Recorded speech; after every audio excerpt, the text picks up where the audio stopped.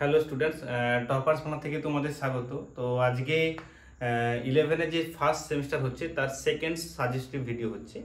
তো মেনলি আমরা কিছু কিছু জিনিস পড়াবো। তো প্রথমে আসি উদ্ভিদ রাজ্য। তো উদ্ভিদ রাজ্যের বলতে উদ্ভিদ রাজ্যে যেটা হচ্ছে 5টা গোষ্ঠীতে আমরা ভাগ করি, ঠিক আছে। তো তার মধ্যে যেটা কি আছে, প্রথমে আছে শৈবাল। তো এই শৈবালকে তার রঞ্জকের ভিত্তি অনুসারে 3 ভাগে ভাগ করি। একটা লাল শৈবাল, একটা সবুজ শৈবাল, একটা হচ্ছে বাদামি শৈবাল। তো বিভিন্ন রঞ্জকের উপর ভিত্তি করে এদেরকে ভাগ করা হয় থাকে। শৈবালের হচ্ছে কোষপ্রাচীর সেলুলোজ দ্বারা গঠিত, কারো কারো আবার পেকটিনও থাকে, সেলুলোজ থাকে, আবার কারো কারো ম্যানাসও থাকে, ক্লোরোফিল এ থাকে, ক্লোরোফিল বি থাকে, সি থাকে, এবং ক্যারোটিনয়েড, জ্যান্থোফিল এবং আর ফাইকোএরিথ্রিন এই রঞ্জকগুলি থাকতেছে। এরা কেউ কেউ এককোষী হয়, যেমন ভলবক্স আছে, ক্লোরেলা আছে, আবার কেউ কেউ বহুকোষী হয়, যেমন স্পাইরোগারা হয়ে থাকে। বাট এটা থ্যালাস বডি বলা হয়, কারণ এদের মূল কাণ্ড পাতায় ভাগ করা যায় না, ঠিক আছে। তো এবার এর মধ্যে সব থেকে কিছু ইম্পর্টেন্ট বলছি, সব কিছু বলছি না, যেটা হচ্ছে বাদামি শৈবাল। বাদামি শৈবালের মধ্যে কেউ কেউ আবার সূত্রাকার হয়, ঠিক আছে, একটোকার্পাস আছে, আবার কেউ কেউ বড় হয়ে থাকে, কেল্প বলা হয়। সব থেকে বড় শৈবাল যা সমুদ্রে হয় এবং যার হাইট 100 মিটার পর্যন্ত হয়ে থাকে, এবং সে কি করে পাথরে সমুদ্রের নিচে আটকে থাকে। যার সাহায্যে আটকে থাকে তাকে বলি আমরা হোল্ডফাস্ট, আর স্ট্রাইপ, আর ফন্ড, এই 3টি স্ট্রাকচার দেখা যায় এদের ক্ষেত্রে, ঠিক আছে। আর এবার আছে সবুজের মধ্যে কিছু কিছু শৈবাল, লাল শৈবাল আছে, যার মধ্যে আছে জেলিডিয়াম আছে, আবার গনিওলক্সাস আছে, জেলিডিয়াম আছে। এই জেলিডিয়াম কি করে, গনিওলক্সাস হবে না, ওর প্রতিষ্ঠার মধ্যে আসবে। এই জেলিডিয়াম কি করে, আগার তৈরি করতে সাহায্য করে, ঠিক আছে। এবার আসে আমরা ব্রায়োফাইটা। ব্রায়োফাইটাকে বলা হয় উদ্ভিদ রাজ্যের উভচর। কেন উদ্ভিদ উভচর বলে, কেন এদের জীবনচক্রে যে কোনো দশাতে হচ্ছে জল লাগে, তাই এদেরকে বলা হয় উদ্ভিদ রাজ্যের উভচর। ব্রায়োফাইটা, যাকে মস বর্গ বলা হয়ে থাকে, ঠিক আছে। তো মন দিয়ে দেখো ব্রায়োফাইটা জিনিসটা কি হয়। তো ব্রায়োফাইটার প্রধান যে দশা হলো সেটা হচ্ছে লিঙ্গধর দশা। মন দিয়ে শুনুন। আর লিঙ্গধর দশা সবসময় হ্যাপ্লয়েড হয়। তাহলে এদের ব্রায়োফাইটার ক্ষেত্রে প্রধান দশাটা হচ্ছে লিঙ্গধর দশা। এই লিঙ্গধর দশা হচ্ছে স্বভোজী। স্বভোজী মানে নিজের খাবার নিজে তৈরি করতে পারে, ঠিক আছে। কিন্তু এদেরও কিন্তু মূল কাণ্ড পাতায় ভাগ করা যায় না। এদের মূলের মতো অংশ থাকে, তাকে রাইজয়েড বলে, ঠিক আছে। এ রাইজয়েড এককোষী হয়, আবার কারো কারো বহুকোষী হয়। কাণ্ডের মতো অংশ থাকে তাকে কলয়েড, আর পাতার মতো অংশ থাকে তাকে ফাইলিড বলা হয়, ঠিক আছে। তাই এও থ্যালাস বডি বলছি, কেন এদের মূল কাণ্ড পাতায় ভাগ করা যায় না। এরা খুব ছোট ছোট হয়ে থাকে, এই টুইটগুলো আরো ছোট ছোট হয়ে থাকে, কেন তো, কারণ এদের হচ্ছে সংবহন কলা থাকে না। তো এই লিঙ্গধর কি করে, হ্যাপ্লয়েড, এ কি করে পুংধানী তৈরি করে, যার নাম হচ্ছে অ্যান্থেরেডিয়াম। পরীক্ষায় দেয় যে পুং জনন অঙ্গের নাম কি, সেটা হচ্ছে অ্যান্থেরেডিয়াম। বায়োফাইটা, এটা আমরা বায়োফাইটা পড়াচ্ছি। আর কি তৈরি করে, স্ত্রীধানী তৈরি করছে। এই স্ত্রীধানীকে বলা হয় আর্কিগোনিয়াম, ঠিক আছে। এইখানের মধ্যে সবই তোমরা পাবে এই চ্যাপ্টারের মধ্যে। এই অ্যান্থেরেডিয়াম সে মাইটোসিস পদ্ধতিতে কিন্তু পড়ে, কেন জানো তো, কারণ সব কিন্তু হ্যাপ্লয়েড। তাহলে এও সেম কি করবে, মাইটোসিস পদ্ধতিতে গ্যামেট তৈরি করবে, ঠিক আছে। আর পুং গ্যামেটটার নাম হচ্ছে অ্যান্থেরিজয়েডস বা শুক্রাণু বলি আমরা। আর এটা হচ্ছে ডিম্বাণু তৈরি করবে, সবই কিন্তু হ্যাপ্লয়েড। এবার এই শুক্রাণু বা পুংগ্যামেট বা অ্যান্থেরিজয়েড বলছি, ও সাঁতার কেটে কেটে কার ভিতরে যাবে, আর কি গোনামের ভিতর যাবে, যেখানে ডিম্বাণু থাকে, যেখানে ওরা কি হবে, নিষিক্ত হবে, ঠিক আছে। তাহলে নিষেক হবে, নিষেক হয়ে কি তৈরি করে ওরা, জাইগোট তৈরি করবে। জাইগোটটা হচ্ছে ডিপ্লয়েড হয়ে থাকে, ঠিক আছে। এবার এই জাইগোটটা পরে কিসে রূপান্তর হয়ে যায়, ভ্রূণে রূপান্তর হয়, ভ্রূণটা ডিপ্লয়েড। এবার তাহলে ভাবো এদিকে, মন দিয়ে দেখো, তাহলে এদের মূলের মতো অংশ থাকে, তার নাম আমি দিয়েছি রাইজয়েডস। এবার কাণ্ডের মতো অংশ আছে, তার নাম কি বললাম, কলয়েড। আর পাতার মতো অংশ থাকে তাকে বলা হয় ফাইলয়েড। হলো, এবার ধরো এরকম দেখতে হয়ে থাকে। এবার নেক্সটে কি হচ্ছে,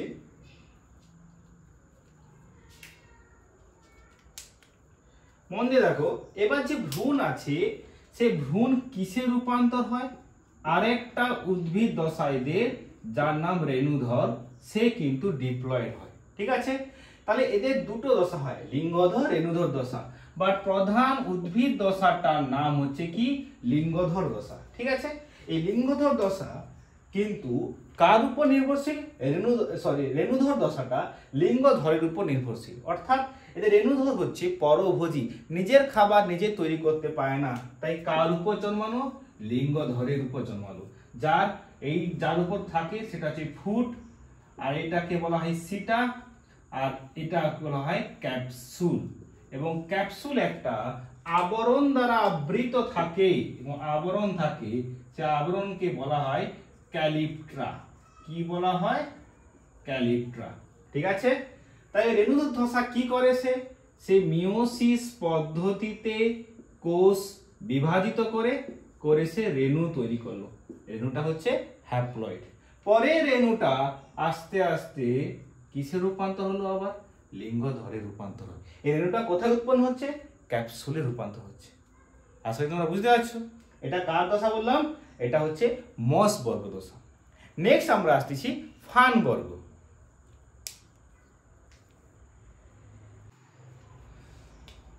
তো ফান বর্গ হচ্ছে প্রথম উদ্ভিদ যে স্থলজ হয়, কিন্তু এরও কিন্তু নিষেকের জন্য জল লাগে। এই টেরিডোফাইটা বলছি, প্রথম উদ্ভিদ যার মূল, কাণ্ড আর পাতায় ভাগ করা যায়। এবং এদের কাণ্ড, পাতা হচ্ছে দু রকম, একটা আকারে বড় যাকে মাইক্রোফাইলাম বলি, আর একটা আকারে বড় যাকে ম্যাক্রোফাইলাম বলা হয় থাকে। ঠিক আছে, আর এরা হচ্ছে প্রথম উদ্ভিদ যাদের সংবহন কলা দেখা যায়। ঠিক আছে, তো এদের প্রধান দশাটা কি? তাদের ছিল লিঙ্গধর, বাট এদের প্রধান দশাটা হচ্ছে রেণুধর। তার রেণুধর সবসময় কি প্রকৃতির হয়? অবশ্যই ডিপ্লয়েড প্রকৃতির হবে। এবং এই রেণুধর কি করে? সে পাতার নিচে, এবং পাতার নিচে অনেকগুলো রেণু জমা রাখে যাকে সোরাস বলি। আসলে সোরাসটা কি? সোরাসের ভেতর অনেকগুলো রেণুস্থলী মিলিত হয়, মানে এটা একটা রেণুস্থলী, এটা একটা রেণুস্থলী মিলে সোরাস তৈরি করছে। এই রেণুস্থলীতে কি থাকে? রেণু মাতৃকোষ থাকে, যে কিন্তু ডিপ্লয়েড হয়। তাহলে কি বললাম? ফান বর্গের রেণুধর হচ্ছে গাছ, সেখানে হচ্ছে প্রধান গাছে যার পাতার নিচে রেণু সোরাস থাকে। সেই সোরাসে কি থাকে? রেণুস্থলী থাকতেছে, এবং সেই রেণুস্থলীতে কি থাকে? রেণু মাতৃকোষ থাকে।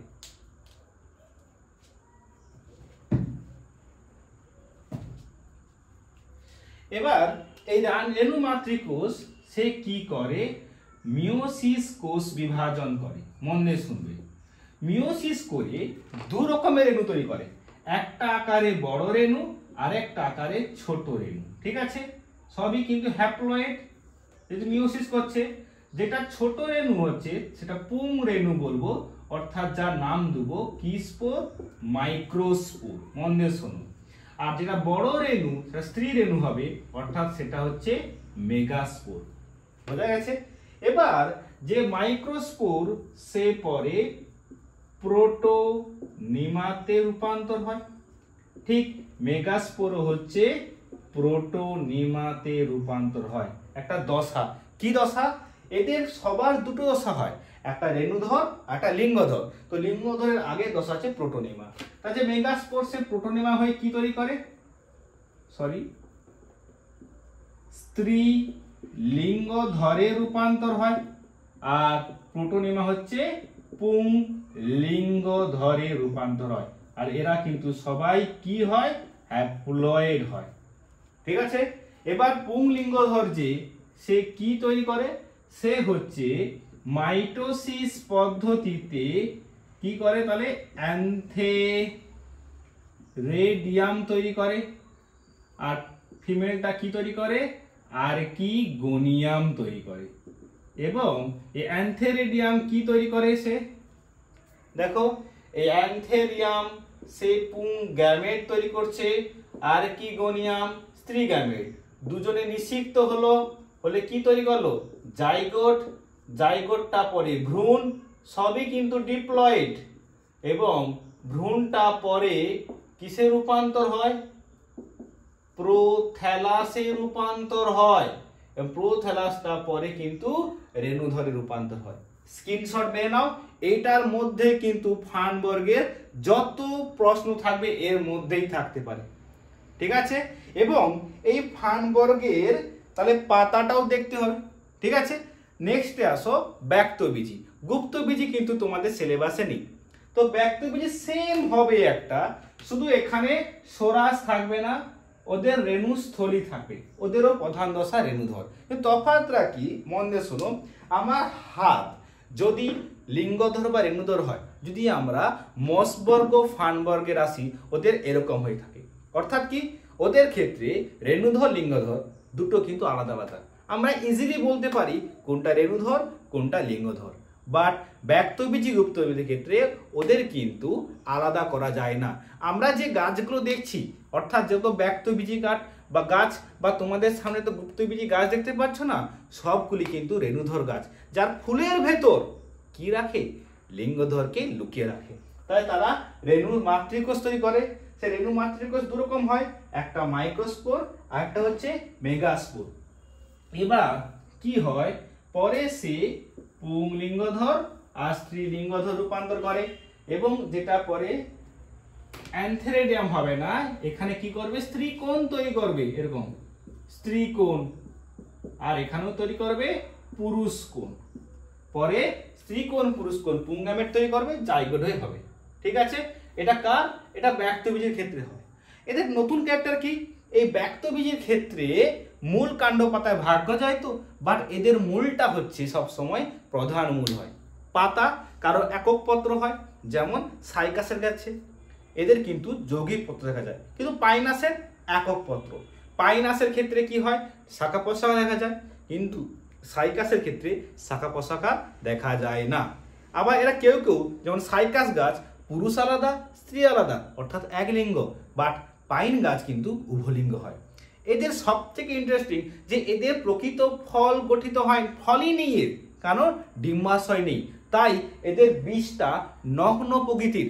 আর বীজটা নগ্ন মানে কি, বীজটা ফল দ্বারা আবৃত থাকে না, তাই নাম ব্যক্তবীজি হয়েছে। এদের বীজপত্র দুইয়ের বেশি থাকে, অনেকগুলো থাকে। আর সব থেকে মজার বিষয়, এদের শস্য গঠিত হয়, কিন্তু সেটা কি নিঃশেকে রাখে। আর শস্যটা কি প্রকৃতির হবে, হ্যাপ্লয়েড প্রকৃতির। শস্য কি, অর্থাৎ এই বীজে কি তৈরি হয়, ভ্রূণ তৈরি হয়, সেই ভ্রূণের জন্য খাবার লাগবে, তো সেই খাবারটা কে তৈরি করে, শস্য তৈরি করে, এবং শস্যটা হচ্ছে এদের কি প্রকৃতির, হ্যাপ্লয়েড প্রকৃতির, ঠিক আছে। আশা করি উদ্ভিদ বুঝতে পারছো। এবার যেটা আমরা সাজেস্টিভ বলবো সেটা হচ্ছে বায়োমলিকুলস, ঠিক আছে।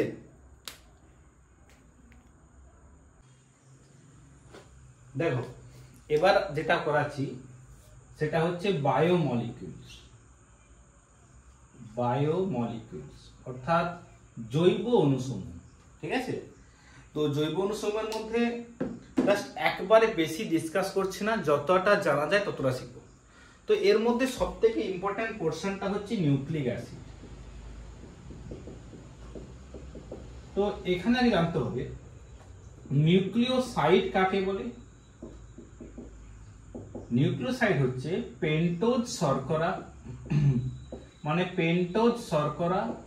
কেন পেন্টোজ শর্করা বলছি, 5টা কার্বন আছে, তার সঙ্গে নাইট্রোজেন ক্ষার মিলে গঠিত হয় নিউক্লিওসাইড। এবং নিউক্লিওটাইড কাকে বলে, সেম জিনিস থাকবে, পেন্টোজ শর্করা, নাইট্রোজেন ক্ষার, তার সঙ্গে ফসফরিক অ্যাসিড যদি দিয়ে দিই, যোগ করে দেওয়া হয়, তখন তাকে আমরা বলছি নিউক্লিওটাইড। তার মানে বলতে পারি নিউক্লিওটাইড সমান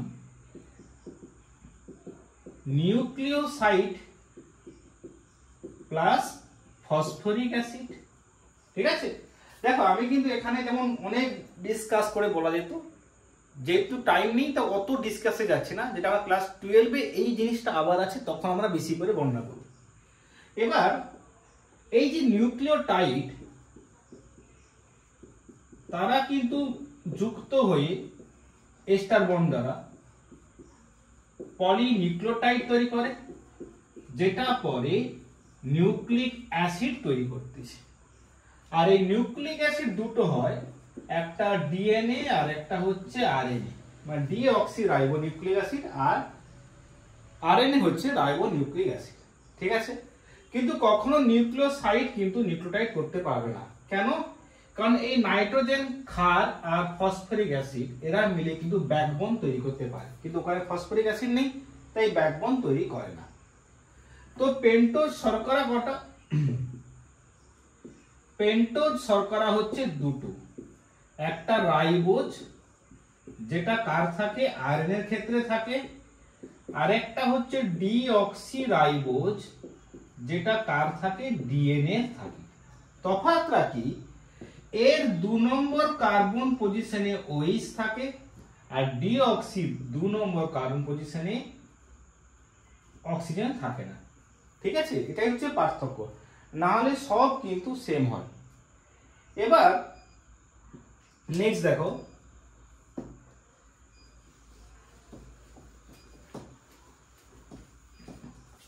এবার নাইট্রোজেন ক্ষার কি কি? দুটো হয়, একটা পিউরিন আর একটা পাইরিমিডিন। ঠিক আছে, পিউরিন দুটো হয়, একটা অ্যাডেনিন আর একটা হলো গুয়ানিন। আর পিরিমিডিনও দুটো হয়, সরি তিনটে হয়, থাইমিন, সাইটোসিন আর ইউরাসিন। ঠিক আছে, এবার আমি অত ডিসকাস করে যাচ্ছি না। এই অ্যাডেনিন গুয়ানিন ডিএনএরও থাকে আবার আরএনও থাকে। থাইমিন আর সাইটোসিন এটা থাকে ডিএনএ, আর সাইটোসিন ইউরাসিন থাকে কার, আরএনএ। ঠিক আছে, এবার আমরা বলতে পারতাম যে অ্যাডেনিনের সঙ্গে পেন্টোজ শর্করা মিলে কি তৈরি হয়, তো ওটা এখন বলবো না, ওটা আস্তে আস্তে আমরা এখন ক্লাস 12 এ করাবো, তখন ওরা বলবো। ঠিক আছে, নেক্সট দেখো কি বলছে। তো আমরা যে ডিএনএ এর কিছু বৈশিষ্ট্য আসি,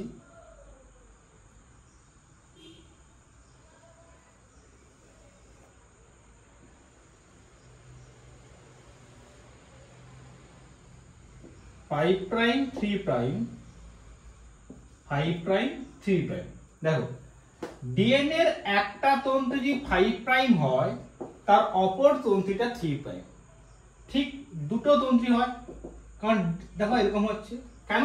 কারণ ডিএনএ ডবল হেলিক্স দ্বিতন্ত্রী গঠন, যেটা বিজ্ঞানী 1953 সালে ওয়াটসন আর ক্রিক 1953 তে ডবল হেলিক্স স্ট্রাকচারটা বলেছিল। অর্থাৎ দুটো তন্ত্রী পরস্পর পেঁচিয়ে অবস্থান করে।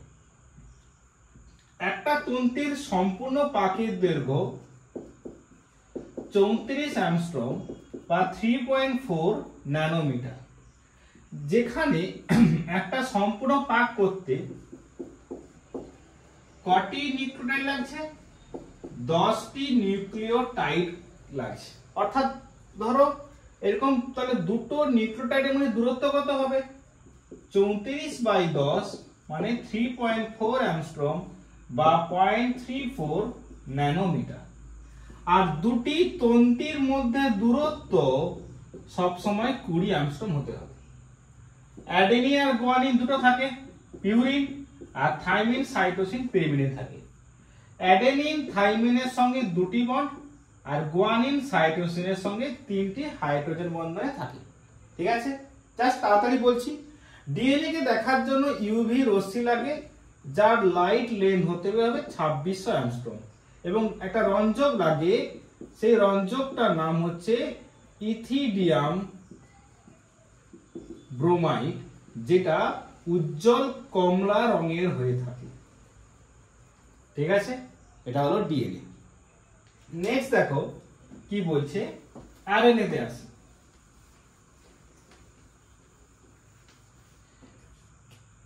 তো আরএনএ একতন্ত্রী। ঠিক আছে, এটা একতন্ত্রী। ডিএনএ ছিল দ্বিতন্ত্রী। অ্যাডেনিন থাকে, গুয়ানিন থাকে, বাট এর থাইমিন থাকে না, তার পরিবর্তে ইউরাসিল থাকে। যেহেতু একতন্ত্রী তাই এরা কখনো যুক্ত থাকে না, বাট মাঝে মাঝে যে লুপ তৈরি করে, লুপের ক্ষেত্রে এ ইউর সঙ্গে আর জি সির সঙ্গে হাইড্রোজেন বন্ধন দ্বারা যোগ থাকে। একেবারে তাড়াতাড়ি বলছি যতটা দরকার। আরএনএ কে আমরা দুই ভাগে ভাগ করছি। একটা জেনেটিক আরএনএ, মানে যদি আরএনএ জিনগত বস্তু বহন করে, এটা কিছু ভাইরাসের দেখা যায়। আর একটা হচ্ছে নন জেনেটিক আরএনএ, যেটা কেবলমাত্র আমাদের সমস্ত অর্গানিজমে দেখা যাচ্ছে। এটা তিন প্রকার: এমআরএনএ, আরআরএনএ আর টিআরএনএ।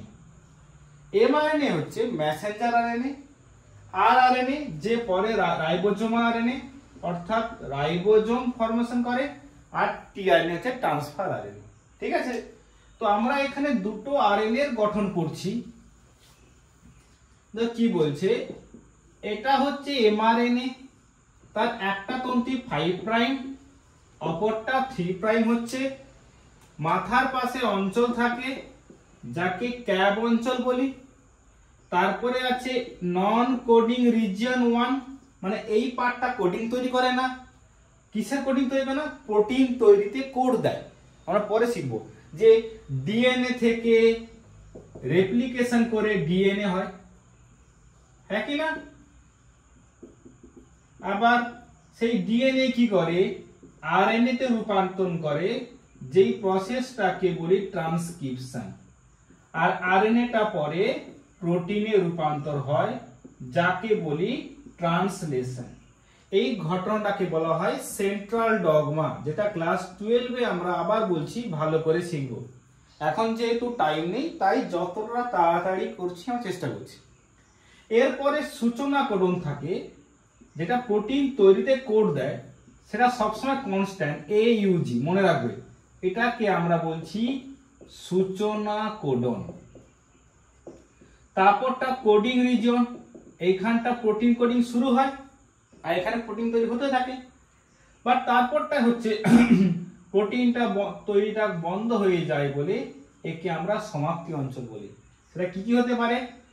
UAA হতে পারে, বা UGAG হতে পারে, বা UGA হতে পারে। ঠিক আছে, যে কোনো একটা হবে, তিনটেই থাকবে না, যে কোনো একটা।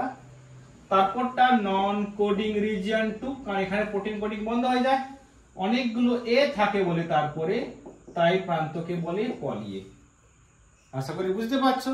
এবার মনে রাখবে টিআরএনএ এই যে কোথায় যোগ হয়? AUG তে যোগ হয়, আর কোডিং মানে সূচনা কোডনে যোগ হয়, আর কোডিং অঞ্চলে টিআরএনএ এমআরএনএ এর সঙ্গে যোগ হতে পারে। এবার আমরা যদি টিআরএনএ আসি, টিআরএনএ মানে ট্রান্সফার আরএনএ। সেটা মানে কি? প্রোটিন তৈরিটা কোথায় হয়? রাইবোজোমে তৈরি হয়, বাট অ্যামিনো অ্যাসিডটা সাইটোপ্লাজমে থাকে। তো টিআরএনএ কি করে? অ্যামিনো অ্যাসিডকে নিয়ে এসে কোথায় নিয়ে আসে? রাইবোজোমে নিয়ে আসে, সাইটোপ্লাজম থেকে, তাই নাম টিআরএনএ। গঠনটা কেমন হয়ে থাকে? এরকম গঠন হয়ে থাকে। দেখো, আসলে এটা একতন্ত্রী, এমন ভাবে ভাঁজ হয়ে লুপ তৈরি করছে মনে হচ্ছে দ্বিতন্ত্রী। এই যে বড় তন্ত্রীটার নাম 3 প্রাইম OH, তারপর তিনটি কোডন সবসময় কনস্ট্যান্ট থাকবে ACC, এটা মনে রাখবে। তারপর যা হোক, বাট এটা সবসময় কনস্ট্যান্ট। আর এই অংশে কে যুক্ত হয়? অ্যামাইনো অ্যাসিড হচ্ছে যুক্ত হয়, আর ছোটটাকে 5 প্রাইম বলা হয়, তাই অ্যামাইনো অ্যাসিড অ্যাসেপ্টার বাহু বলা হয়, কারণ এখানে অ্যামাইনো অ্যাসিড যোগ হয়। এর বিপরীত বাহুটাকে, এইটাকে বলা হয় অ্যান্টিকোডন লুপ, মানে এই অংশটা এমআরএনএ এর সঙ্গে যোগ হয়। কোথায় যোগ হয়? সূচনা কোডন আর কোডিং অঞ্চলে যোগ হয়। তারপর এই যে লুপটাকে বলি thymine, pseudo uracil, cytosine loop, আর এটাকে বলা হয় DHU লুপ। আশা করি বুঝতে পারছো। আর এটা আছে পরিবর্তনশীল লুপ। ঠিক আছে, এবার নেক্সটে আমরা আসতেছি শর্করা। শর্করাতে মনে রাখবে সবসময়, যেখানে হাইড্রোজেন আর অক্সিজেনের অনুপাত 2:1 হতে হবে, যার সাধারণ ফর্মুলা কি CaH2O হোল A। এটা হচ্ছে শর্করার সাধারণ সংকেত, যাকে দুটো ভাগে ভাগ করি, একটা হচ্ছে সরল শর্করা আর একটা হচ্ছে যৌগিক শর্করা। সরল শর্করা মানে কি, যে শর্করাকে আমরা ভাঙতে পারি না তাকে আমরা সরল শর্করা বলতেছি। কার্বনের ভিত্তি করে একে অনেক ভাগে ভাগ করি, একটা ট্রায়োজ যদি তার 3টি কার্বন থাকে, টেট্রোজ যদি তার 4টি কার্বন থাকে, পেন্টোজ যদি তার 5টা কার্বন থাকে, হেক্সোজ যদি 6টা কার্বন থাকে। ঠিক আছে, যৌগিকটাকে আমরা দুই ভাগে ভাগ করি, একটা হচ্ছে অলিগোস্যাকারাইড আর একটা হচ্ছে পলিস্যাকারাইড। সরল সব থেকে মনে রাখবে শর্করার সরলতম রূপ হচ্ছে মনোস্যাকারাইড, এবং এই মনোস্যাকারাইড তারা পরস্পর যে বন্ধনের মাধ্যমে যুক্ত হয় তাকে বলি আমরা গ্লাইকোসাইডিক বন্ধন। একবার তাড়াতাড়ি বলছি যেহেতু টাইম নেই, এটাকে যদি ভাগ হয় 2 থেকে 10টি মনোস্যাকারাইড যুক্ত হয় তখন তাকে বলা হয় অলিগোস্যাকারাইড। যেমন ডাইস্যাকারাইড, ডাই কেন বলছে, এর ভাগ অনেকগুলো হয়, দুটো যুক্ত হয় বলে। কে কে, মল্টোজ, ল্যাকটোজ, এগুলো সব ডাইস্যাকারাইড। ট্রাইস্যাকারাইড, ট্রাই মানে কটা হবে, 3টি মনোস্যাকারাইড আর ডাইতে 2টো মনোস্যাকারাইড। ট্রাইস্যাকারাইড ও টেট্রাস্যাকারাইড 4টা। আর পলি মানে কি, 10 বা তার বেশি যদি মনোস্যাকারাইড পরস্পর গ্লাইকোসাইডিক বন্ধনের মধ্যে যুক্ত হয় তাকে পলিস্যাকারাইড। এটা দুই প্রকার, একটা হোমো আর একটা হচ্ছে হেটারো। এক্ষেত্রে যদি যত মনোস্যাকারাইডের যে পলিমার আছে সমস্ত একই প্রকার হয়, যেমন সেলুলোজের ক্ষেত্রে প্রায় গ্লুকোজ 100টা বা 1000টা গ্লুকোজ মিলিত হয়ে সেলুলোজ তৈরি করছে, তা যত মনোস্যাকারাইড আছে তারা সমস্ত একই হয়। আর যে আলাদা হয় তখন তাকে বলা হয় হেটারো পলিস্যাকারাইড। বুঝতে পারছো? একেবারে তাড়াতাড়ি বলছি, যতটা পারে আমরা চেষ্টা করছি পরীক্ষায় আসবে। ঠিক আছে।